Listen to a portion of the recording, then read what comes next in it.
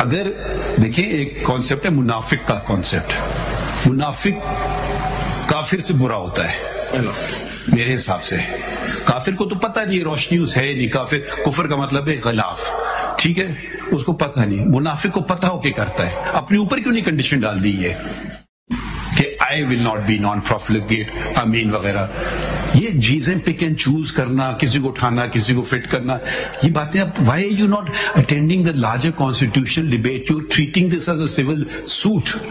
You are saying a disqualification by a military dictator, a rapist can contest elections, but a person who makes a mistake, اس میں یہ بھی لکھا ہے کہ کتنے تولے سونا آپ کے پاس ہے, ٹھیک ہے, آپ نے 6 لکھ دیا, معلوم آپ کے پاس 8 تھے, تو you are disqualified.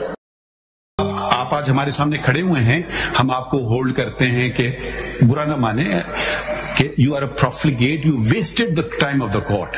کل آپ الیکشن میں تک نامینیشن پیپر آئیں گے, آپ کہیں گے دیکھیے یہ ججمنٹ لگا ہوا ہے supreme court, he is declared by the court of law to be a profligate, he wasted the time of the court, you are disqualified. So let's not forget small things. We start focusing on small things. Look at the larger picture. Look at the context in which these amendments are brought into the Constitution. Look at Article 225. Usko aapne totally nazar andaz kar diya hai.